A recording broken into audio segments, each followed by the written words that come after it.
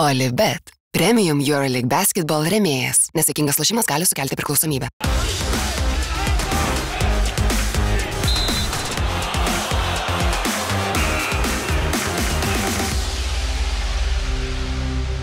Labas visiems tiems, kurie žiūrite Eurolygos ambasadą tarp Harių Poterių ir visų kitų kalėdinių dalykų, tarp silkių ir mišrainių.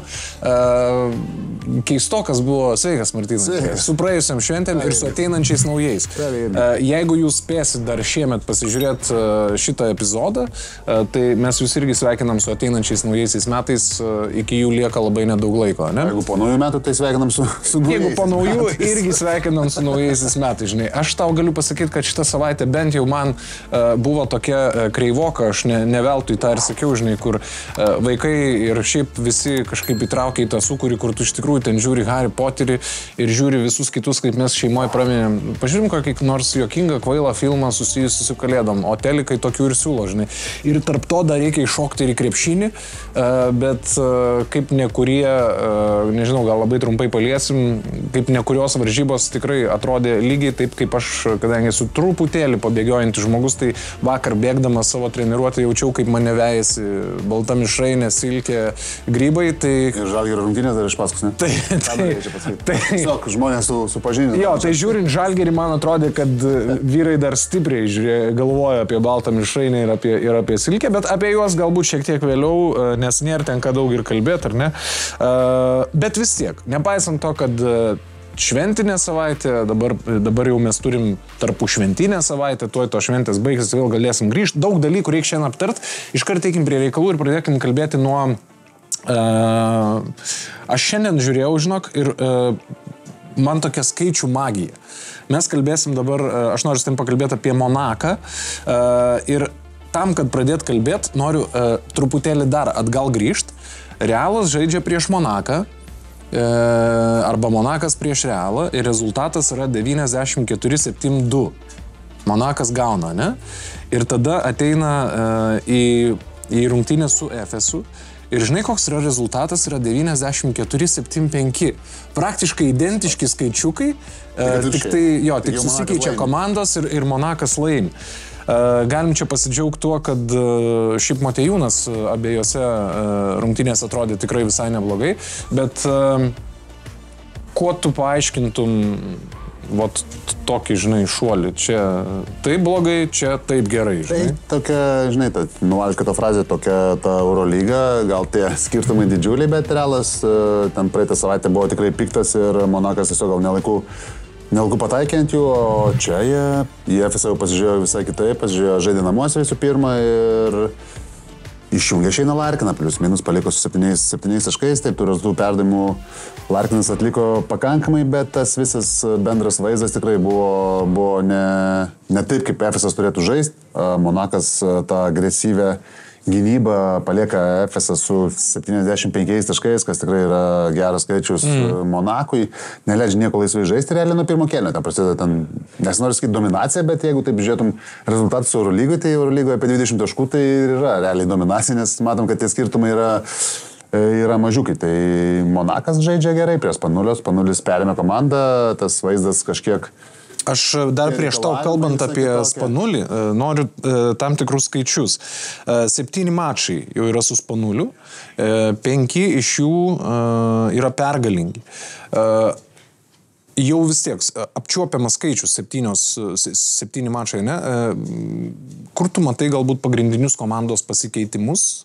Nuo to, kas buvo prieš Spanulį ir kas yra dabar su Spanuliu. Labai paprastai, čia jokia paslaptys, kas seka, kas mato, kas žiūri, tai iškart mato, kaip realiai gali rungtynių pradžiai įsijungti, su kokiu startiniu penketu pradeda rungtynės Spanulis ir paskui atsisukti gali internete rasti, su ko pradėdavo Obradovičius. Tai Vito Braunas startų penketą, tai būdavo ir prie Obradovičiaus, bet kas liečia didžiausią pasikeitimą, tai Terry Tarpėjus yra startų penketo žaidėjas. Prancūzas, kuris buvo visiškai ten užmirštas toje rotacijoje, net nežaisdavo, o dabar išeina į starto penketą ir Spanulis realiai naudoja, ką daug šiaip trenerių mėgsta daryti. Pasiema, aš tos vadinu tokius žaidėjus šunimis, gynybiniai žaidėjais ir jisai duoda kitų komandų lyderius, kas, sakykim, daro, pavyzdžiui, Giedraitis. Taip. Žalgirį kaip pavyzdys, ten Butkevičius, nu, Giedraitis eina dažniau į startą, tai realiai tai polime iš tavęs nieko nereikia, jeigu kažką duos, tai čia skaičiuosi kaip ekstra. Bonusas bus ekstra. Kaip dovana kalėdinė. Tą žodį mėgstu naudoti ekstra, o terpėjus išeina ir jau keliose rungtynėse, jisai išeina, daro savo darbą ir labai paprastai galiu pasakyti, realiai įmetė 3 taškus, išsimetė 1 metimą, atkovojo 4 kamuolius. Bet pažiūri jo pliusą minusą šitos rungtynėse, jis žaidė 15 minučių, 14,5 net nesužaidė, jo pliusas minusas yra antras didžiausias komandų, yra plius 15. Tai per tas 15 minučių, tai labai paprasta matematika, tai be jo žaidė 25 minutės ir kadangi laimėjo 19, tai buvo tik plius 4. Tai labai didelis kontrastas ir kitos rungtynės irgi. Irgi tas pats, tai didžiausias tas dalykas, kad Spanulis kažkiek padidino tą rotaciją, ten ar polime kažkas pasikeitė, sakykime, kaip vaidmenimis, tai aš manyčiau, kad nepasikeitė labai stipriai. Tiesiog naudoja tą Vito Brauną daugiau ir naudoja tą tarpėjų daugiau ir ta rotacija yra kažkokia ir ta rungtynių pradžia, Spanulis, kadangi praėjęs trenerius, kurie irgi tos pačius dalykus daro ir mėgsta, kad nuo suolo dar kažkokia energija išeitų, tai tas tarpėjus, sakykime, išėjimas į starto 5 turbūt yra vienas didžiausių apskritai pasikeitimų, kas liečia po to, kai pasikeitė treneris. Šiaip visada žiūrint į komandas, kuriuose yra lietuviai, ar ne, ir kai ten tose komandose vyksta turbulencijos, man kaip krepšinio žiūrovui, aš visada sergu už savus tose Eurolygos komandose. Faina turbūt matyti, kad Motiejūno vaidmuo nepasikeitė. Nu, ta prasme, bent jau neatsitiko taip, kad staiga nereikalingas, per daug ant suolo ir taip toliau. Žmogus dirba, matyt, visi tai mato ir šitas trenerio pasikeitimas, turbūt mes galim dabar jau sakyti, kad Motiejūnui neišėjo blogą. Neišėjo. Aš dar trumpai prie tarpėjus grįžtu. Tarpėjus iki tol, kol Spanulis buvo komandos treneris, buvo sužaidęs 46 sekundės Eurolygui. Oho. Iki tol, kol pasikeitė. Po to žaidė 5, ne visos žaidė, kai Spanulis žaidė 5 rungtynės, tai sužaidė realiai vidurkis apie 20 minučių po to. Tai tik tai parodo apie tą pasikeitimą. Kas liečia Motiejūną, tai Motiejūnas, kaip ir sakiau, tos rolės nelabai stipriai pasikeitė, plika akim tikrai neižvelgsit, galite, žinai, kažkokių skaičiukų paskaičiavęs, pažiūrėti, kažkas padaugėjo, pamažėjo, bet čia realiai prie kiekvieno trenerio gali būti prie to pačio, tu gali likti tiesiog tokia atkarpa, o... Aš ką ir turiu omeny, kad svarbiausia, kad nebuvo drastiškų į tą pusę, kad sėdė ant suolo ir sėdė, žinai. Labai sunku tikėti, žinok, ir šiaip Motiejūnas yra tikrai Eurolygos masteliais, vienas prie tų elitinių žaidėjų centrų, kurie vis mažiau žaidžia nugarą į krepšį, ypač prieš savo pozicijų žaidėjus. Taip, kai išsikeitimai, bet ir tai, kai išsikeitimai, matom, dažniausiai vis tiek dabar bando iš perimetro, bando mažiukai atakuoti, centrai kažkiek gal rečiau tą nugarą į krepšį žaidžia, nu nebent jau ten dideli pranašumai, o Motiejūnas vis tiek prieš savo pozicijos ir Spanulis tą naudoja, tokius, tą vadinamas, yra toksai terminas užsisylina. Jeigu taip sulietuvint, tai realiai, kai tu pasatai užtvarą, išleidai kažkokį mažiuką ir atsitveri tiesiog savo žmogų, giliai po krepšių, kuo giliau, tuo geriau ir tada tau realiai vidury baudos aikštelės, kai niekas negali ateit padėti. Ir Spanulis tą tikrai labai naudoja, o Motiejūno ten tie judesiai į kairę ir dešinę pusę, jis užsibaiginėja abiem rankom ir ypač, kai tu priemi giliai po pat beveik krepšių, ten 1-2 nuo krepšio, bet per pačią vidurį baudos aikštelės yra labai sunku padėti. Nes dažniausiai būna, jeigu tu priemi ant vieno ūso, tai ateina pagalba iš vienos pusės, iš kitos ir atvirkščiai, jeigu prie kito ūso, o jisai priema vidury, tas pagalbas labai sunku ateiti, nes yra atstumai didesni ir tai Motiejūnas plius yra geras pasuotojas, tai palieka dažniausiai 1-1 ir jisai savo tas situacijas, kur grinai gauna savo, jisai šiaip išnaudoja pakankamai gerai. Tas stepautais irgi pakankamai neblogai daro, kas liečia gynybą ir kadangi jie turi 3 centrus ir tuos visus 3 centrus Spanulis šiaip naudoja, tai tos minutės jo yra plus minus tokios pačios ir ta rolė kažkaip būtų ir naivu turbūt tikėtis, kad kardinaliai būtų galėjus kažkaip labai stipriai pasikeisti. Uždarom mes vis tiek su šituo epizodu 2024 metus, ar ne, ir jeigu jau kalbam apie šitas dvi komandas, labai trumpai, kaip tų abiejų komandų 2-24 metus įvertintum, tiek Efeso, tiek Monako, ką jie patys turėtų rūbiniai susėdę galvot, kaip tu. Monakas, viskas su Monaku yra gerai. Pernai metai pavykę, sakykime, sezono galas ir šio dabar yra neveltui pirmoji vietoj su Olimpiakosu. Taip, Paryžius turi tiek pat pralaimėjimų, bet žaidė vienom rungtynėm mažiau. Tai yra, aš manau, ten, kur jie nori būti. Ir dabar aš manau, kad su Spanuliu ateimu tikrai tas žaidimas, tie rezultatai 5 pergalės per 7 turus, tai yra geras rezultatas iš to Eurolygoje ir manau, kad kad jie bus play-offuose, kad jiem nereikia žaisti tokių ten play-inų, tai būčiau nustebęs, jeigu jie nukristų. Taip, atrodo, kad iki to play-ino čia 3 pralaimėjimai ir tų play-inų. Bet aš kažkaip tikiu, kad Monakas bus play-offuose tarp tų 6 komandų po reguliaraus sezono, paskui jau tenai, žinai, jau ten paskui spėlionė, kas formai, kas kaip, kokia serija.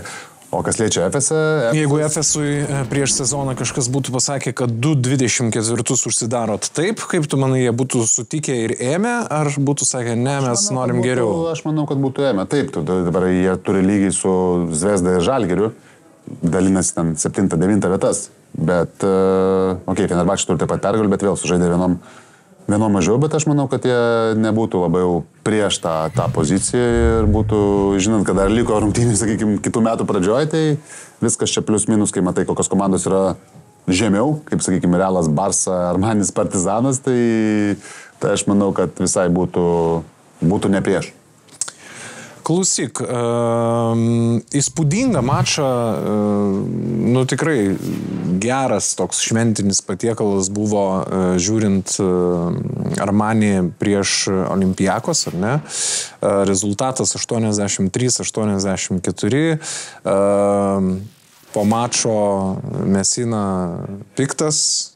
Norėjo daug ką, ir mačo metu, bet žodžiu jau norėjo daug ką pasakyti ir papasakojo, kaip, reiškės, Mirotičius garbingai pasielgė prieš tai buvusiam mače, ten kalbėjo apie peržiūrą ar ne, norėjo matėsi daug ką pasakyti teisėjams, gal perdo tokių riebesnių kalėdinių linkėjimų, bet po to susilaikė, nes sakė, geriau tą baudą paskirsiu labdarai.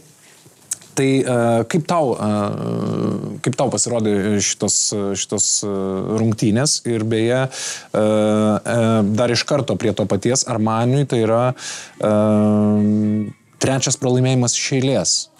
Jeigu aš neklystu ir į lentelę žiūrint 12 vieta, tai mes prieš tai, kai kalbėjom, matėm irgi, Armanis turėjo duobę, tada lyg ir buvo išvažiavę viskas gerai, dabar 3 pralaimėjimai iš eilės, ar mes vėl galim kalbėti apie kažkokią duobelę? Nežinau, ar duobelė, ypač kai šitos rungtynės tikrai nebuvo tos, kur tu čia atvažiavo Olympiakosas ir tave, žinai, sudaužė. Tikrai ne. Kas liečia šitas rungtynės, tai man apskritai jos turbūt labiausiai patiko iš visų, ką žiūrėjau ir kas buvo šitam ture, tikrai geros kokybės. Vezenkovas rungtynių pradžioje daro, ką nori, Mirotičius žaidžia savo rungtynės, paskui trečiam kėliny Fournier užsikūrė ir daro rezultatą. Tai tų gražių epizodų buvo, Balmaro fantastinis toks metimas, nežinau, ir metimas nuo lentos 4 kėliny, kosminis paskutinė atako sekundė, tai tų epizodų tikrai gražių buvo ir tas, kas liečia tą kontaktą, to kontakto buvo žiauriai daug. Ten, kad buvo kažkur tai komentarų, kad per daug ir kažko ten nesušilpė ir panašiai. Mirotičius pats gavo techninę 4 kėlinį, tenai manau, kad klausimų nėra, ar ten pražanga buvo ar nebuvo. Tu manai, kodėl tiek to kontakto buvo leidžiama? Bet, žinai, aš to paprastai pasakysiu, žiūrėk, Mirotičius verkdamas ir sakydamas, kad jį baudavo, išprovokavo 8 pražangas. 8. 8 yra žiauriai didelis skaičius, jeigu taip. Žiūrint visais mes, tai net niekas neišprovokavo daugiau 3 Milano. Taip, aišku, kad Mirotičių dengia kaip labiausiai ir panašiai, bet, ar tu dažnai matai, kad žaidėjas, pavyzdžiui, Eurolygoje išprovokuotų, nežinau, 10 pražangų ir daugiau? Turbūt nėra kasdienis atsitikimas. 8 yra jau tikrai kosminis skaičius ir tie patys teisėjai, žinai, kartais, jie supranta prieš kas žaidžia, koks kontaktas, kiek galima, ko daryti ir panašiai, ir jie irgi tą analizuoja, žiūri, taip, tas šilpukas, kur jau gale gavo techninę, turiu sutikti, kad pražanga bent jau mano supratimu buvo, jos nesušipė, gal teisėjas nepamatė, žinai, irgi visokių tų veiksnių būna. Bet to kontaktų tikrai iš tos rungtynėse buvo žiauriai daug, bet negali pasakyti, kad į vieną pusę. Ir tik tiek, kad tas, žinai, kai gale rungtynių tas kontaktas ir kažkas norėjo, tai plus tavo superžvaigždė, tada mes jį, aišku, gins savo žvaigždę, gins ir save, kad čia Eurolyga elgėsi kaip su naujokais, moko jos ir panašiai. Tai čia tokios emocijos, kad po rungtynių iš vienos pusės yra normalu, visi tą daro, iš kitos pusės, žinai, čia kaip čia jau ko nereikalas, apie kam patinka ta kritika, žinai, teisėjam ar nepatinka. Toj situacijų greičiausiai, kad pražanga buvo ir tiesiog. Taip sukrito, kad gale rungtynių ir tu kaip pralaimi 1 tašku, bet turi pasakyti, kad ir turėjai šansą, paskutinę ataką tiesiog išmeti kamuolį į užžibį, turėdamas net neišmeti metimo. Tai čia, žinai, ar tu galėjai laimėtas rungtynės, galėjai laimėti rungtynės ir taip. Tu ne taip buvo, kad čia teisėjai paskutinę minutę kažkas sušipė, nesušipė ir tu, žinai, O tu turėjai kamuolį rankose ir ten, nežinau, 15 sekundžių atakai, tu galėjai rengti paskutinį ataką ir tu išmeti kamuolį out. Bet šiaip tas, pavyzdžiui, sakykime, kontakto lygis tau kaip žiūrovui dabar, ne kaip ekspertui, ne kaip podcastų karaliui, tau labiau patinka, kai yra daugiau to kontakto, kai leidžia taip aštriau, ar tau vis dėlto mažesnio kontakto? Man patinka, kai vienodai traktuoja. Daugumai žaidėjų, aš gal labiau kaip, aišku, pats kaip krepšininkas, nes būna kartais teisėjams sunku vienodai traktuoti abiejose pusėse. Ta prasme, kaip vieni žaidžia, kaip kiti. Ir ten šiaip Mirotičius, kas liečia ypač šitas rungtynės, tą ir sakė, jeigu tenai nešvilp čia ir netgi kelis kartus pirštais ten baksnojo, kad žiūrėk, jeigu tenai sušvilpiai, tai kodėl čia nešvilpiai ir atvirkščiai. Tai tame logikos yra, nes žaidėjai dažniausiai tu gali ten leisti kontakto daugiau, bet tada leisk ir man kontaktą. Bet būna, žinai, kad tau prieš tave ten prasižengia, tau atrodo, kad prasižengia, nueini kitą pusę, pumišką prieš tave, tu gauni baudą. Tai va tas va, bent jau iš mano patirties ir šiaip nervina tuos žaidėjus, o tą kontaktą vienodai traktuoti yra žiauriai sudėtinga, kiek aš esu tekę bendrauti su teisėjais. Čia yra, vienas daugiau parodo, kitas mažiau parodo, vienas stipresnis, kitas silpnesnis, kitaip žaidžia kitokie stiliai. Ir panašiai, tas pats Mirotičius, jisai vadybos turi žiauriai daug. Aš manau, kad šiaip turėtų būti turbūt kiekvienoje komandoje, žiūrint, pavyzdžiui, ten grįžkim dar, čia yra truputėlį kita tema, bet, tarkim, Francisko Bairė, ar ne, tas pats Mirotičius, nėra jau tos, žinai, šventas avinėlis, kai kalbam apie vaidybos elementus. Tai aš manau, kad kiekviena ekipa turėtų labai rimtai pasvarstyti apie naujo etato įvedimą, kur šiek tiek moko aktorinio žaidėjus. Kažkoks, žinai, aktorius, kuris treniruoja žaidėjus, kaip ten, žinai, parodyti, kad prisilėti. Galėčiau pravesti pamokas, ne problema. Gerai. Bet žinai, čia yra, žaidimo dalis. Taip, aš žinau, kad jie kariauja prieš tą vaidybą ir panašiai, bet čia, žinai, krepšininkai mes užaugę, tu žinai, kad tu gali kažkur tai pasistatyti kūną, kažkur nugriūt, pamatai, kad komanda jau bonusė, žinai, turi komandinės, aisimės 2 baudų metimus lengvus, žinai, už nieką realiai. Tai čia yra, aš apskritai negalvoju, kad įmanoma visiškai tą panaikinti, nes plika akim ir tam teisėjui, iš tikrųjų, tokie greičiai yra ir ta plika akim pamatyti, kada ten suvaidino, kada nesuvaidino, kontaktas buvo. Taip, neįmanoma. Čia yra, žiauriai, neįmanoma, tai tikrai, žiauriai sudėtinga, ten, taip vis, tu live tą darai. Kartais jie žiūri peržiūras, kartais ir nesupranta, čia buvo, nebuvo, lietė, nelietė, čia kontaktas, toks, nesportinė, tu net nematai. Taip. O tai tau čia gyvai reikia, ten tai greičiai bėga, pavyzdžiui, greitą polimą. Ten nuskynė, nenuskynė ir tu jeigu sekundę pavėluoji, tai čia dar blogesnis dalykas, nes tada sušvilp po sekundės, tada iš visi pradeda ir abi komandos tada pradeda tavęs pykti. O čia yra kiek? Milisekundės reikalas. Tai čia, sakau, teisybės nėra ir nebus ir žinau, suprantu, kad su tuo kariauja, kad bando tą panaikinti, bet reikėtų iš pradžių panaikinti tuos, ką minėjai, Francisko metimus iš vidurio linijos, tuos dalykus reikėtų Eurolygį iš pradžių panaikinti, o ne vaidybą. Gerai, mes su Martynu perduodam nuoširdžius linkėjimus. Jie spręs darbą. Man tai žinai, kad aš keista, kad jie negali, sakykime, sezono vidury, tu gali nuspręstus dalykus kažkaip pakeisti, įvesti naują taisyklę, niekas tau netrukdo. Mes dabar žiūrim cirką, kiekvienos rungtynėse, pačiam ten komentuoti ir Lietuvos lygą. Kiekvienoje lygoje yra tos nesąmonės, kad iš vidurio eina metai iš vidurio metimą ir einimės 3 baudų metimų. Tai ir visi apie tai kalba. Ir vis dar tą daro, ir visi čia stebi, žiūrėk. Aš kaip prijaučianti Žalgiriui norėčiau, kad tai išliktų. Nes Francisko tą gerai daro. Bet jeigu žaistų Francisko kitais metais, nežinau, Madrido Realiai... Nuo kitų metų griežtai reikia persvarstyti tada, kad jau to nebebūtų, nes čia, žinai, nesąmonė. Visiškai nesąmonė. Kitais metais jau bus nesąmonė. Šiaip iš tikrųjų reikia pasakyti, kad Žalgiris tikrai pliusi tuose dalykuose. Čia jau be faktas. Gerai, tai kadangi mes prieš tai pradėjom, tai čia irgi labai trumpai. Armanis ir Oli 2024 metai. Su kokiom nuotaikom jie išvažiuoja į 225? Taip apibendrinant trumpai. Apibendrinant, tai Milanas, kad turi šansų kažką, daugiau šansų negu sezono pradžioj. Aš manau, kad iš viskas ten su Milanu, netgi gal galėčiau pasakyti labai gerai, negu palyginus su sezono pradžia. Tai aš manau, kad pozityvina tą Olimpiakusas, tai Olimpiakusas ten, kur turi būti ir kur bus. Aš manau, kad Olimpiakusas top 4, tai ten rezervuota vieta o paskui jau klausimas dėl finalo ketvirto. Gerai, kadangi viską įrašinėjom, tai po to galėsim pažiūrėti, kiek tiesos tavo žodžiuose. Turim dar vienas įdomias rungtynės. Panaikos išvykoje 80-9 įveikė Bayerną. Ir pastaroji namų arenoje šį sezoną suklupo pirmą kartą per 9 mačus. Tai čia toks skaudus kluptelėjimas, žinai, kalbant apie tai, kad tai yra namai ar ne. Bet čia šitose rungtynėse vyko daug įdomių dalykų.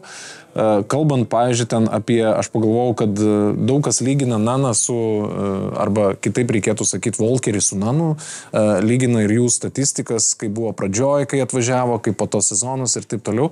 Tai jeigu jie iš tikrųjų turi panašumo ir galima pagal vieną kalbėti apie kitą, tai turbūt viskas, ko reikia. Ne, Nana Žalgirį. Vietoj Volkerio. Gal. Bet aš turiu omeny, kad gal reikia suspenduot Volkerį, kad jis grįžtų ir išdarinėtų tokius dalykus, ką išdarinėja grįžęs Nanas. Nes po suspendavimo jisai grįžęs per pastarąsias 3 rungtynės fiksuoja 30,7 taško ir 29 efektyvumo. Tarsi, kas tai yra? Nu, supykdė žmogų, tai tęsė Bairis. Šiaip kosminis pasirodymas vėl. Bet labiausiai, ką norėčiau atkreipdėmėsi, tai į Atamano taktikas. Nanas žaidžia beveik 38 minutės ir tos 2 minutės ir 4 sekundės buvo pirmam kely, kai pasodino ten parametė metimą ir, man atrodo, gynybai prasileido, tada iš karto nuo suolo pakėlė kitą žaidėją, bet dar tam pačiam pirmam kely jisai grąžino ir realiai jisai paskui pabaigė pirmą kelį, visą antrą, visą trečią ir visą ketvirtą. Ir 24 išsimesti metimai irgi yra įspūdingas skaičius, bet aišku, naudingumų beveik įtako, turėjo daugiau, mažiau naudingumo balų surinko, bet ką noriu pasakyti apie Atamano taktikas, kad Atamanas po truputį mažina tas rotacijas savo. Matom, kad ir Braunas išeina į startą, žaidžia 4 minutės, tik tai Papa Petru 1,5 minutės, tai jau man toks jausmas, kad jisai linksta prie to FSO čempioniško, kur būdavo žaidėjai žaidžia po 35 minutės, 3, kalbu apie Klaiburną, Micičių ir Larkiną, aišku. Ir tada tos rotacijos buvo tikrai mažesnės ir matom, kad po truputį į tą pusę jisai po truputį eina. Ir Nanas, pateisina viltis, Nanas yra top scoreris, kad jisai šiuo metu, kol Volkeris toksai banguojantis, ar Nanas yra talentingiausias Eurolygos žaidėjas, talentingiausias, kad turi daugiausiai įgūdžių, skilsų ir panašiai, tai aš manau, kad net nėra klausimų. Taip, gal kažkas sakys Maikas Džeimsas, bet aš manau, kad Nanas šiai dienai, jeigu taip dėtum žaidėjo profilį prie profilio, ar tu imtum Naną ar Maiką Džeimsą, tai aš manau, turbūt, kad visi pasiimtų Naną. Gal kažkas, kažkaip dėlioja kitaip, dar kažkas, Bet žiūrėk, aš apie šitas rungtynės kalbant, tai viena yra pasižiūrėti rezultatą ir galvot, kad, tai kažkaip taip ar ne, bet visai kitas dalykas yra, kai, pavyzdžiui, mes galim dar pasižiūrėti, kad iki mačo pabaigos buvo likusios 5,5 minutės, tai ten rezultatas buvo praktiškai lygus. Tai, ta prasme, kalbant apie tai čia nebuvo Pau ten lengvas pasivaikščiojimas, toks, kur atėjo pasivaikščiojimas. Tojo arena niekas šiemet nelaimėjo ir Barinas šiaip ir pačias tas rungtynės gerai pradėjo, buvo 10-0. Taip. Tai realiai, kad Panathinaikos paliko Bariną su 69 taškais, tai čia yra tikrai įspūdingas dalykas ir visiškai dominavo realiai. Antroji pusė taip, tai atrodo, kad tau lygus rezultatas buvo, bet rungtynės vyko tikrai ne pagal Bairno scenarijų, ne taip, kaip Bairnas nori žaisti, nes Bairnas nori namie mes 90+, visiems išėlės ir tada žiūrėti, ar mes daugiau ar ne. Ir tipo, duokit mums susimes 90, o po to žiūrėsim. Tie patys lyderiai buvo pristabdyti, Edvardsas baigė rungtynės su 11 taškų, 0,5 tritaškai, Naipieras išvis taškų nepelnė, 0,7 metimai žaidimo, vienintelis, ką bandė ant ko žaisti, ant Opsto bandė žaisti, ir Opstas fantastinių tritaškų primetė iš 7 metrų per rankas, išsikeitė Panathinaikos žaidėjai buvo ir panašiai. Tai realiai vienintelis, kuris tą degimą, vadinkim taip, palaikė. O Panathinaikoso šiaip reikia dar paminėti porą dalykų. Tai kad Jerianas Grantas 3-4 kėlinį pasikūrė ir atakavo, nors rizikavo, man atrodo, kažkiek Bairnas ties juo. Na ir naujoko, kadangi žinom, kad Lesoras patyrė traumą, ilgam iškrito, tai aišku, kaip ir buvo galima tikėtis, Jurcevenas pradėjo rungtynės starto 5, bet sužaidė 8 minutės, neišmetė nei karto į krepšį, o jį pakeitė naujokas Vieninas Gabrielis. Apie jį ir norėjau tavęs klausti, kokį įspūdį tau jis paliko. Tai pliuso minuso jo pasižiūri rodiklį, tai ir viskas labai aišku pasidaro. Plius 30, kai tu rungtynės laimė 11 taškų, tai kiek čia laimė 11 taškų. Tai be jo, jisai nežaidė tik 10 minučių, tai tas 10 minučių be jo pralaimėjo 19 taškų. Tai viską labai paprastai atsako ir taip kaip jisai dengė baudos aikštelę, 5 blokai, 3 atkovoti kamuoliai puolime, 8 iš viso, 16 naudingų balų, tai debiutas tikrai įspūdingas ir vienintelis, kas nerima gal kažkiek turėtų kelti jo baudų pataikymas, tikrai prastas baudų metikas, bet taip kaip uždaro baudos aikštelę, tai tikrai įspūdinga, kokius tenai blokus išrašinėjo per vieną taką. Ne po vieną, buvo epizodus, kai du išrašinėjo kamuolius ir aišku, puolime irgi duos naudos, nes jis žiauriai atletiškas, žiauriai mobilus ir žaidžiant su tokiais gynėjais kaip Nanas, Lukas, tas pas Lorenzo Braunas, tau paduos tą kamuolį, tu tikrai užsibaigsi, net nebejoju, kad bus. Žinau dar vieną komandą, kuri galėjo irgi bandyti jį prisikviesti, būtų Pravertės. Tai žinau ir aš komandą tą, bet jie gerai sukomplektavę yra priekinė linija. Atletiška priekinė linija. Nepraleido progos pajuokauti Martynas. Atletiškiausia priekinė linija Eurolygui turbūt. Gerai. Apie kokią čia komandą? Nesvarbu, po to pakalbėsiu. Ne apie Žalgirį čia? Ne apie Žalgirį? Ne, aš galvoju, kad apie Žalgirį. Nes marškinėliai tokios pat spalvos, žinai. Ne tokios pat, baig. Panašios, žinai. Ar mes apie šitas rungtynės dar galim ką nors pridėti, ką nors gal tavo žvitrioji akis išmatė, gal kažkur buvo netgi nuskambėjo toks garsas, pavyzdžiui, žiūrint, nebuvo tokių momentų. Ne, o tai, kad Panathinaikosas gali gintis ir Panathinaikosas po tų visų pralaimėjimų ir po tų visų skandaliukų ir panašiai, ten Atamanas ir Polesoro traumos, reikia pasakyti, tai yra tikrai didelis žmogus, didelė netektis jiem ir nuvažiuoja į areną, kur niekas dar šiemet nelaimėjo, tai irgi šiokie tokie pareiškimai iš to Panathinaikoso ir Panathinaikosas tikrai įsibėgėja, tai jeigu jau klausi apie kitus metus, tai Panathinaikosas... Jo, aš paklausiu, kaip metus ir manau, kad pradės kitus gerą. Taip tvarkingai, kadangi kalbam, taip ir pakalbėkim, kaip tu vertini Panathinaikoso 24-uosius ir Bayerno. Kaip tu gali vertinti Panathinaikosas, jeigu laimė Eurolygą tais pačiais metais ir dabar po truputį... Ne, aš kalbu, žinai, kalbėdamas apie 24-us, tai aš labiau kalbu nuo šio sezono pradžios, jo, turėkim tą gal omeny, žinai. Tai banguotas toksai, šiaip visi čia buvo iš karto rašė jos čia pirmą, antrą vietą, čia minimum, be konkurencijos, panašiai gal kaip Realas pernai dominuos, bet mes to nematom. 7 pralaimėjimai, vis tiek yra 7 pralaimėjimai, tokiai komandai tai yra pakankamai didelis skaičius. Tai aišku, tai pastaruoju metu tos pergalės ir nano dominacija ir panašiai, tai viskas yra gerai, vienintelis tas minusas, kad tas Lesoras gavo traumą. Bet pamatėm, kad prieš Bayerną problemų dėl to nebuvo. Manai, kad po naujų mes matysim šiek tiek kitokius graikus su aukštesnė pavara? Na, jie nuleisus pavaros nelabai gali, nes dabar jau tos rungtynės, vis tiek tas rungtynių skaičius mažėja ir mažės, žinai, su tom dvigumą savaitėm pakankamai greitai. Ir čia, kai žiūri tie skirtumai nuo pirmos vietos iki kokios čia, iki 10, realiai 2 pergalės, 3 pergalės. Tai, žinai, čia labai greitai. Čia gali prisižaisti. Čia realiai viena dvigubą savaitę bloga ir žiūri, kad jau pleinė sėdė ir tai dar klausimas ar pleinė. Tai... O Bayernas virš savo lūkesčių, virš... Nes aš, pavyzdžiui, esu tiesą pasakius nuoširdžiai nustebęs Bayerno pasirodymu. Bet šiaip žaidžia gerą krepšinį. Taip, Panathinaikosas neleido jiems žaisti namie, to krepšinio, ką jie žaidė iki tol namie, ypač namie. Bet Bayerno sezonas, tai čia virš lūkesčių turbūt po Paryžiaus antra komanda, kur labiausiai virš lūkesčių. Čia mes kažkiek praeitoje laidoje apie tai šnekėjom.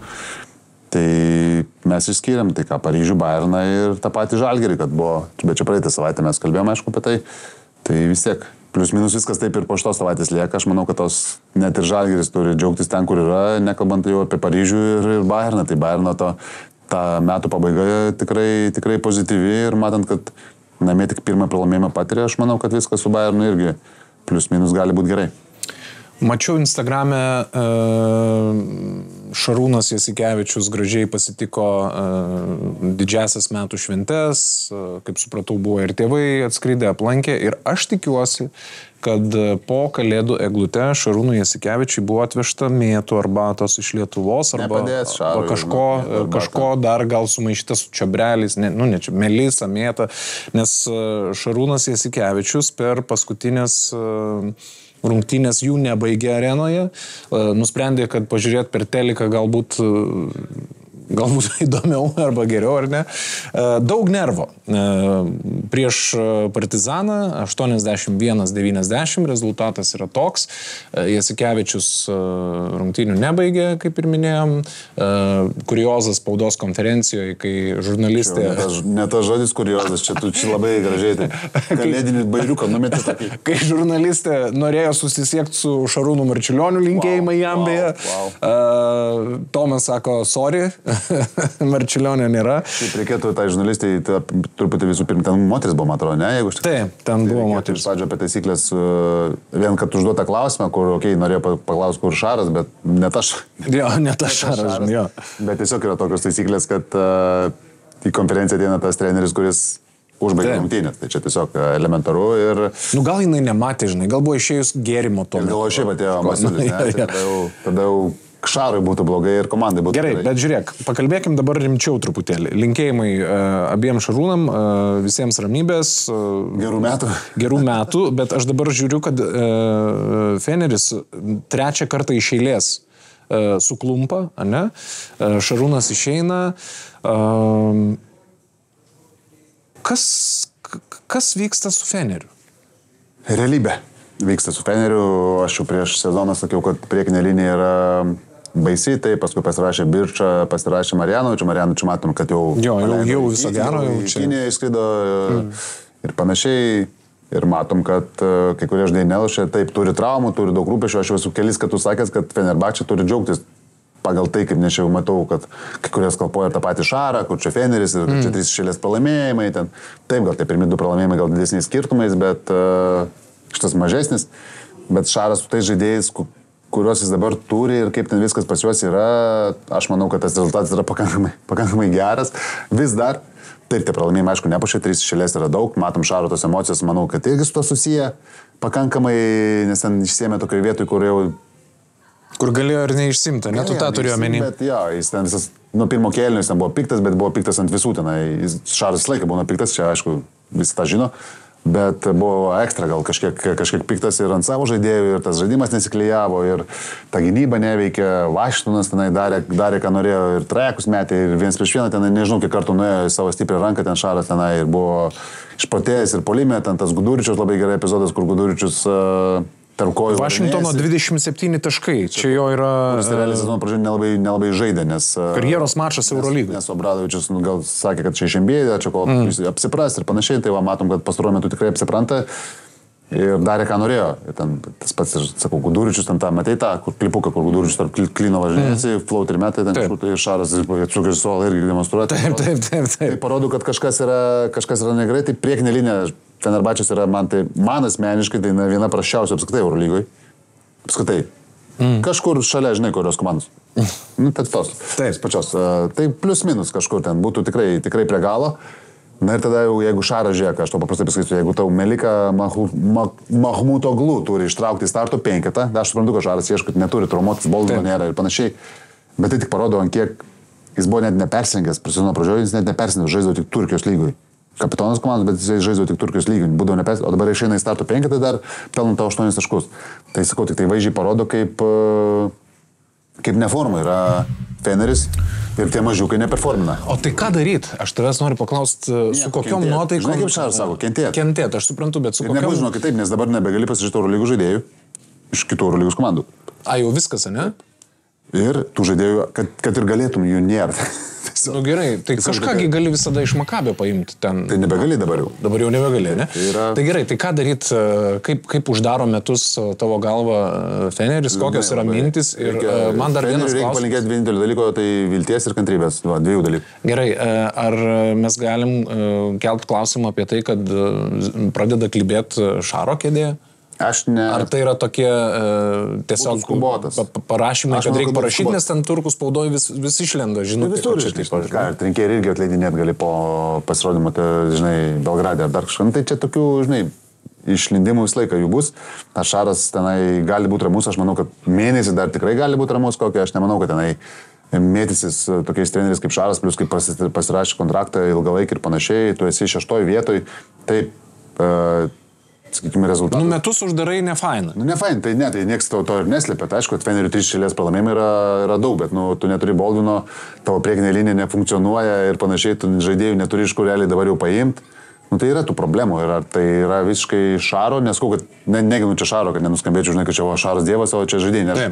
Nėra taip, Šaras ten irgi kartais perspaudžia ir žinom, kad mėgsta ten tos rėmus kartais per didelius kai kuriems žaidėjams, bet uždai be Boldvino, Kolsonas atrodo, kad pastaruoju metu neformoj, Guduričius irgi pastaruoju metu neformoj, tu priekinės linijos neturi, tai kas turi, žinai, tu trauki žaidėjus, kurie net nebuvo 12 sezono pradžioj, tai tik parodo, nu, kokio blogo. Vienintelis ten šviesulys yra Heisas Deivisas, kuris žaidžia, žinai, kuris šviečia, kuriam šviečia kaskart. Pirmas penketas ar antras penketas. Nu, mes jau kalbėjome, man atrodo, su tavim čia pajuokaujant, aišku, apie tai, kad blogiausiu atveju dar Šaras gal ir pats gali išbėgti. Nu, tai gynyboje gal mažiau dirbtų. Nedaug trūksta kito žaidimo, žinai, bet... Tai per paskutinės jau ir buvo, jis ten nekartą išbėgęs, iki vidurio, žinai. Sprintuką dėjo.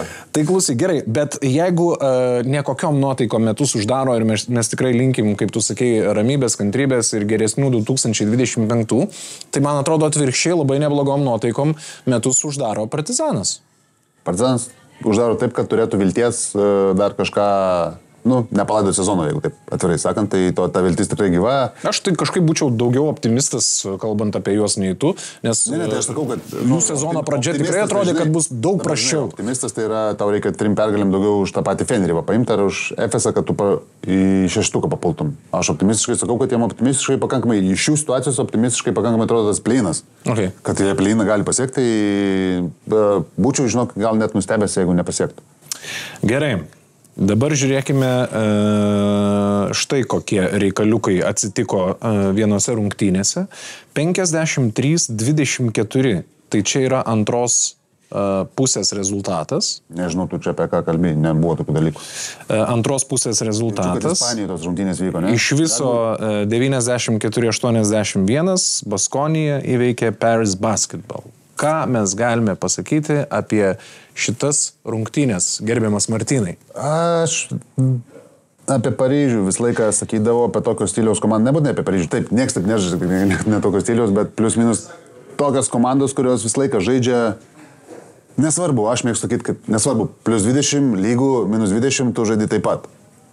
Aš kartais pasakau, kad tai yra pakankamai pavojinga, ypač jeigu ne tavo diena, tau neina taip žaisti, kaip tu nori žaisti ir kaip tu turi plus 19 trečiam kelny, kai važiuoju treneris ima taimautą ir padaro taip. Nu ką aš galiu, ta prasme, aš ką ir norėjau pasakyti, kad čia buvo toks pingpongas šitos rungtynės, kad neįtikėtinai, ta prasme, iš pradžių jau atrodė, kad, aišku, ačiū viso gero, ta prasme, viskas yra aišku ir staiga viskas nėra aišku ir viskas nėra aišku, jeigu aš nesuklysiu, labiausiai padaro 2 žmonės. Tai čia tik tai tie 2 iš padaro. Taip, nes ten jų skaičiai ir aš dabar bijau pasiklys, gal tu po akim turi, aš kalbu apie Baskonį. 28 taškai ir Čimamonekė 29 taškai. Vienas išmeta 19 metimų žaidimo, Howardas pataiko 9, kitas išmeta 17 metimų, įmeta 10. Tai yra Čimamonekė ir atkovoja dar 10 kamolių. Tai toks jausmas, kad visa komanda jau buvo susitaikiusi su tuo, kad Paryžius važiuos namo su pergale. Bet tie 2 žmonės sako, palauk, dar gal pabandom. Aš to paprastai žinau rezultatą, nes žiūrėjau tas rungtynės vėliau, jau žinau, kaip jos pasibaigė, atsisukė žiūrėjau ir nebuvau skaitęs, tik tai rezultatą žinau, nebuvau skaitęs, kaip vyko rungtynės, žinai, ir žiūriu, trečiam kelny 19, galvoju, tam gal... Gal suklydė, ne tą pažiūrėjai, ne? Galvoju, kad ne tą įsijungiau, ne tas rungtynės žiūriu, bet jo, tos gal. Galvoju, kad čia ne tą žiūriu, bet pasirodo tą ir paskui žiūriu, bum, greitai ir šiaip reikia pripažinti, kad Paryžius rizikavo ties Čimamonekė 3 taškais, kas buvo kažkiek gal keista. Man jisai tikrai nėra ten kažkoks sniperis, bet kaip aukštaugis jis ten gali, po to driblingoje ten tą laisvą kelis kartus paliko, jis mėgė 4 tritaškus, jau apie Howardą, aišku, 6 tritaškus aš nekalbėsiu. Praeitą kartą, praeitoje laidoje, kurioje tu nebuvai, pasakiau, kad Howardas nusivylimas vienas didžiausių Eurolygos šio sezono, nes ten 12 taškų vidurkis 5. Dabar gal truputėlį susirinkė jau tos vertinimus griežtus tokius. Ne, šitos rungtynėse, bet vis tiek kabinėčiausi dar prie jo, kas liečia Howardą, kabinėčiausi 3 taškai, ten viskas buvo gerai, ten jo 3 taškai viskas tenai super, bet tie 2 taškai trečiam kelny, ypač ten lipo, tai bandė imtis ant savęs, bet ten prieisiu prie 2 temas noriu paliesti, ant kiek Laso turi kantrybę su juo. Ir ant kiek jisai to, ir Howardas ant kiek naudojasi, ir iš tikrųjų Laso turėdamas kantrybę, ypač tos rungtynėse išėjo į pliusą, jeigu tai paprastai sakant. Laso gal neturi ką per daug daryti, jam reikia turėti tos kantrybės. Trečiam kelny 3 dvitaškus tikrai išsimetė, ten į tą pusę, išsivežė ir visus prametė. Ir, manau, kad dauguma trenerių būtų pakeitę, kad ir neturėtum ką, bet tiesiog gal minutiai. Kad biškiai. Plius tu esi minusė, žinai, tavo polimo žaidėjas nepataiko, atrodo kaip ir logiška, kad tu galėtum kažką pabandyti kito, bet Lasų nebandė, ir išėjo nugalėtojų toj situacijai, bet o Paryžius žaidė toliau tuos tą savo krepšinį, Šortas baigė su 5 dvitaškais iš 14, Hifi baigė su 3 metimais iš 12, nors 16 taškų, bet nepataikė. Nepataikė, Jantonis 0,7 tritaškai, bandė pramušti, bet nepramušė. Tiesiog buvo, aišku, tokia diena, bet kai turi plus 19, tu gali kažkaip protingiau, net ir ne savo dieną, kažkaip protingiau, ypač trečiam kėliny. Apie tą ir kalba. Ir šiaip, jeigu mes kalbėtumėm vėlgi, tie 2.24 apibendrinant šitų komandų, ar ne, mes kalbam apie šitą sezoną, ten, kas buvo prieš vasarą, pamirštam, tai Paryžius, kuris buvo, nuo kurio visi tiesiog aikčiojo, dabar susiduria su problemom. Nebevažiuoja taip, žinai, kur... Bet vis tiek, tai buvo turbūt galima tikėtis, kad kažkada ta pergalių serija nutrūks ir panašiai. Tai vienas rungtynės žaidė be Šorco, paskui ten nukėlė rungtynės, dabar čia realiai iš tos plus 19. Tiesiog galėjo pasimti. Dabar, žinai, būtų šitas pasimti plus 20, Baskonį ir būtum sakavę, grįžo Paryžius. Bet jeigu taip apibendrinant, mes galim sakyti, kad 2.24 turbūt iš viso yra geriausi tai Paryžiaus komandai, nes iš jos nieks nieko nesitikėjo ir visi galvojo, kad bus kažkur ten, kur reikės, žinai, žiūrėti žemyn ir ten... Kur nebežiūrės net. Jo, kur jie ten yra, o viskas yra visai kitaip, kai tuo tarpu Baskonį, turbūt švelniai tariant, tai yra vieni iš tų metų arba iš tų sezonų, kur gal net norėsi primiršti arba metraščiuose kažkuo pridengti, ne? Man tai nusivylimas. Aš prieš sezoną sakiau, kad jiems trūksta žaidėjų, jie nieko realiai nepasipildė. Aišku, mes čia gal keistai skamba, kai realiai vėl tą lentelę žiūri, tai jie turi vieną pergalę mažiau negu Madridas. Taip, čia labai vaizdžiai, bet man atrodo, kad Baskonė... Aš žinau, kas galėjo tą vieną pergalę dar iš jų paimti. Dabar kaip žiūrėsi, ta prasme, Baskonė su tokia sudėtim, kurią turi, aš kritikau tą sudėtį tikrai prieš sezoną ir nesakiau, jeigu nepasipildys, tai čia neturi šansų, puikiai atsimenu, ką sakiau. Taip. Jie realiai nieko nepasipildė, bet jie turi 8 pergalės ir sakau, per vieną pergalę yra nuo 10 vietos, nuo pleino. Tai man atrodo, kad kažkoks nusivylimas, bet kaip jungi galvą ir kelias šitas rungtynės prieš tą patį Žalgirį, kaip dabar laimėjo prieš Paryžių iš -19, tai atrodo, kažkiek komanda grįžo tą, turi šansų kažkaip žaisti.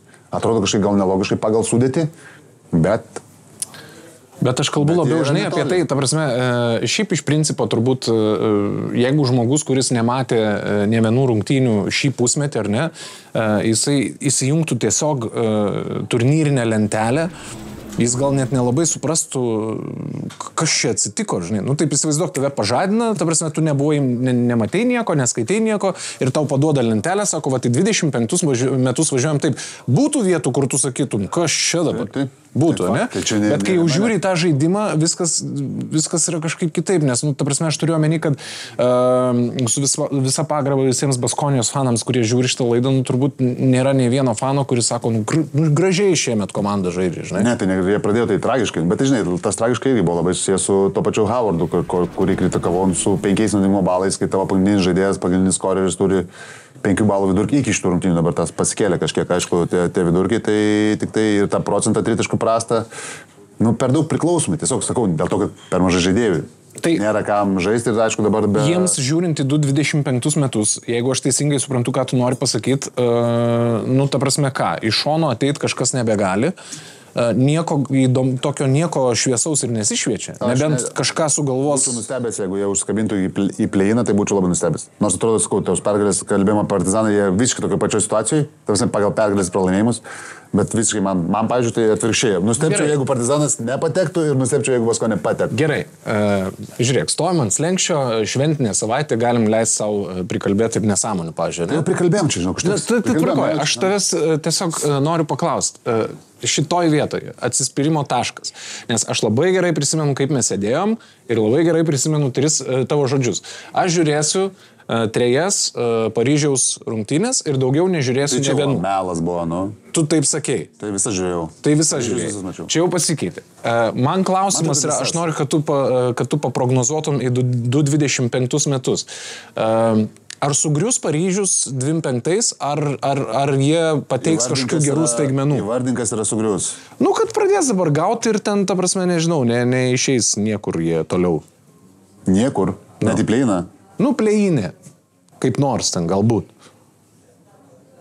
Gal tai jau matematiškai nebeįmanoma, aš nežinau. Manoma. Tai ką, 2 pergalės ir out. Na, tai tarkim, sunkus patekimas į play-in.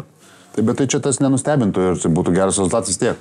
Čia nesugriuvimas būtų. Paryžius, jeigu Paryžius dabar būtų patektų į play-iną. Nu gerai, ar tu matai savo orakolišką mąstyseną galimybę, kad Paryžius pradės griūt taip, kad mes jo neturėsim play-inę? Nu, aš sunkiai įsivaizduoju. Tikrai sunkiai įsivaizduoju.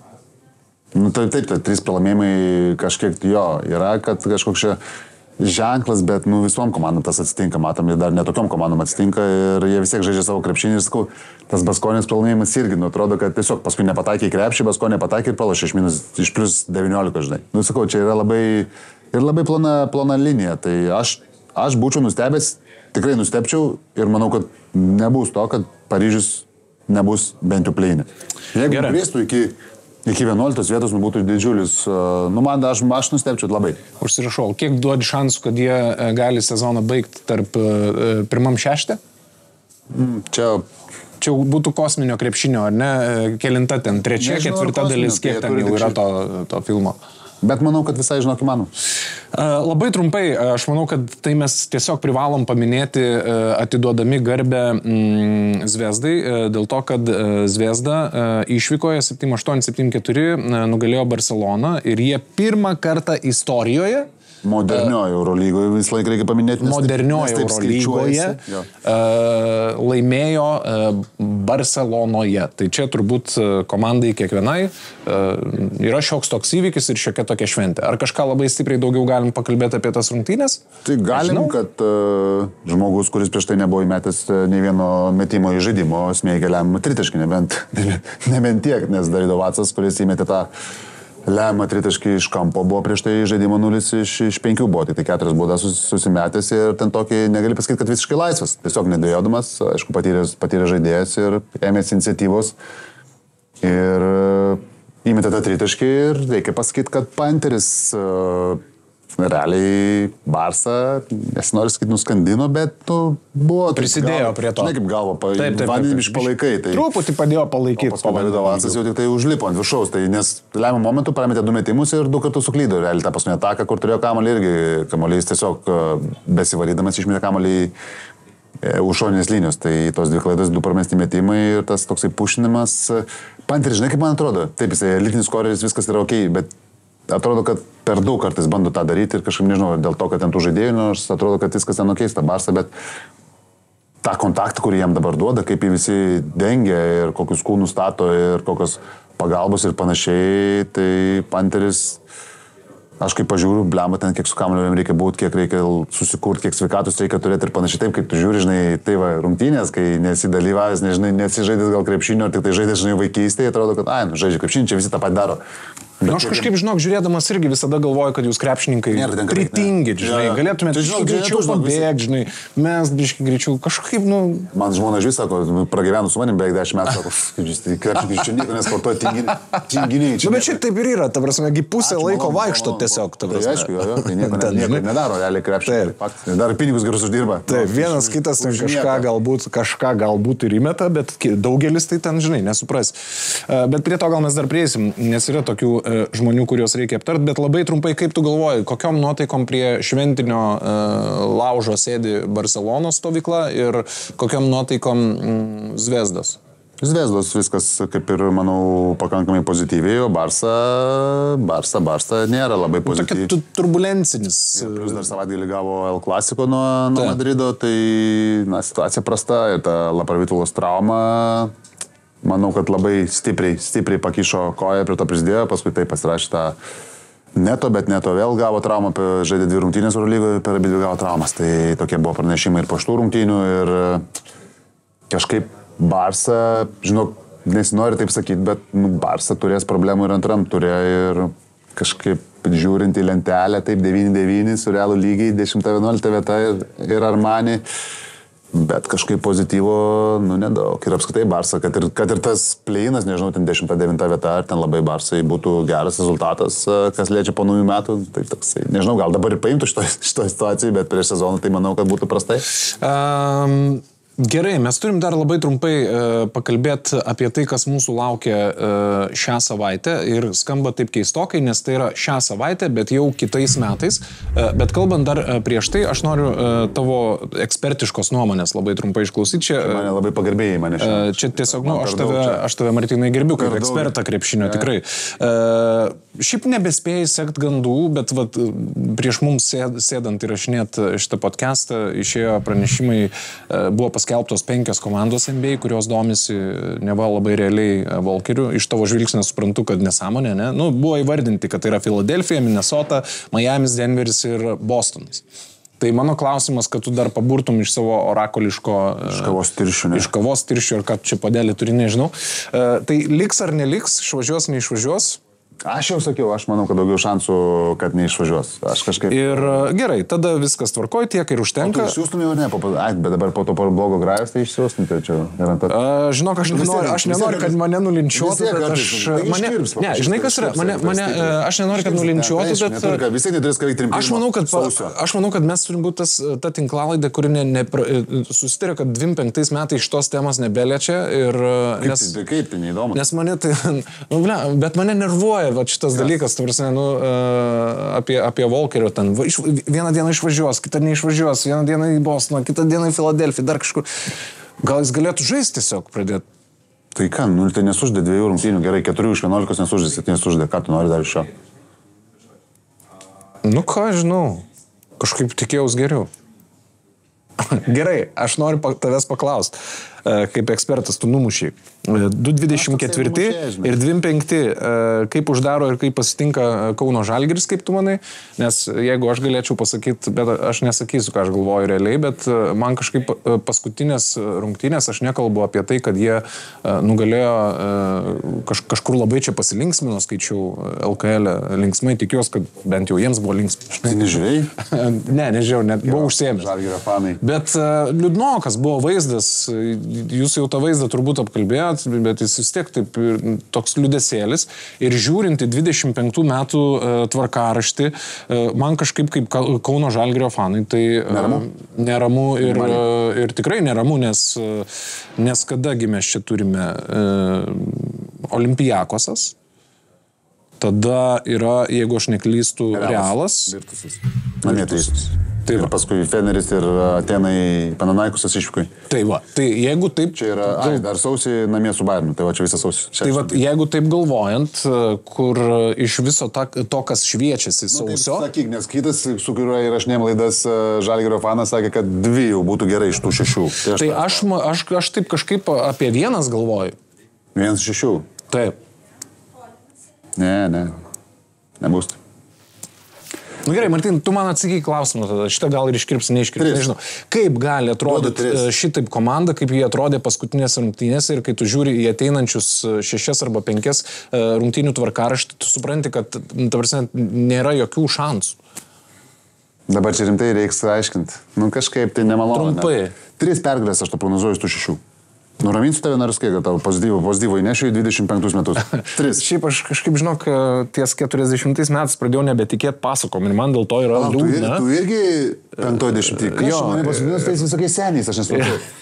Ir man dėl to yra liūdna, nes... Sorry, jūs norėtumėt kiek pergalių iš tų 6? Aš norėčiau bent 5, jeigu mano norai būtų. Bet aš labai realiai žiūriu... Labai realiai drambliuko svajonėm. Kad tai yra galbūt... Vieną, tai gerai, iš tų 6 vieną, tai prieš ką? Nu tai prieš Virtusą turbūt. 3. Prieš ką prognozuoji? Sakau 3, nes nesakau prieš ką. 2 minimum, 2 tai 100%, 3 manau, kad 100%. Gerai, pagyvensim, pamatysim, mes Žalgiriui be jokios abejonės visada linkim pačios didžiausios sėkmės. Čia, ką mes kalbėjom, gal buvo kažkiek ir juoko, bet juoko buvo nedaug, nes tikrai tikrus ir galius nuliūdino paskutinės rungtynės ir to nuslėpti mes negalim. Gerai, Martynai, pažiūrim, kas šią savaitę būsim prišaudę fejerverkų, paragavę galbūt skanių patiekalų, pabuvę fainiai su draugais, pasitinkam 2025 metus, gyvatės metai, lyg ir kažkokios medinės ar kažko. Žaliosios, man atrodo, ne? Žaliosios kažkokios. Visiems mūsų tinklalaidės žiūrovams norim iš karto linkėti, kad tie metai būtų geri, bet šią savaitę, ką rekomenduotum pažiūrėti? Mes visada tai baigiam šitą epizodą, kad žmonės žinotų, į ką labiausiai atkreipdėmėsi ir jeigu, pavyzdžiui, laiko nėra per daug ar kažkas, tavo manimų įdomiausios 2-3 šios savaitės rungtynės. Aš išskirčiau gal Turkijos derbį. Šarui puikiai proga kažkiek reabilituotis ir vis tiek tai tas derbis kažkiek užda ekstra akcento, kad tu gali nutraukti pralaimėjimų seriją ir išskirčiau dar Paryžių-Barceloną. Manau, kad gali visai būti įdomu. Šiaip Paryžius apsilošė Barceloną, kaip aš tau sakiau, kas plius minus yra įmanoma. Taip. Ir tie vėl vaizdai keičiasi. Na ir dar trečią desertui Madridas su Bayernu. O nemanai, kad gali būti visai ir įdomios Žalgirio su... Ne, tai čia be Žalgirio, tai mes čia ne. Ai, čia savaime suprantam. Čia mes taip vėliau jau, žinai, čia paliekam ir jau taip pradedam šnekėti. Gerai, nu tai... Čia kaip aš kavos podėlius, tik tai nuo 4 pradėjau skaičiuoti. Man 4 yra 1. Okay. Gerai, tai panašu, kad mes šiame epizode aptarėm viską, ką turėjom aptart, svarbiausio. Tai man norėtųsi palinkėti visiems tiems, kurie žiūri šitos epizodus, neprarast meilės krepšiniui ir 2025 metais, krepšininkams sveikatos, kad nebūtų traumų ir kad mūsų lauktų lygiai toks pat įdomus ir nenuspėjamas antrasis pusmetis, koks buvo pirmasis, nes turbūt panaudodama žodį nenuspėjamas, aš būsiu teisus. Bus šitą jau galiu aš tau dabar garantuoti, kad bus. Ta prasme, daug kas bus nenuspėjama ir daug kas stebins visus, išskyrus Martyną Gecevičių, kuris šiaip viską žino ir galėtų net atskleisti, kokiu rezultatu kas laimės Eurolygą šiemet, bet iš pagarbos mums laiko. Jo, kad būtų įdomu, kad žiūrėtų laidas, nes pasakysiu, nebežiūrės. Viskas, gerų ateinančių metų, būkit laimingi, šypsokitės, būkit linksmi ir susitiksim. Ir Žiūrėkit mus ir susitinkam kitame epizode. Gero krepšinio, ate. Olivbet. Premium EuroLeague Basketball rėmėjas. Nesėkmingas lošimas gali sukelti priklausomybę.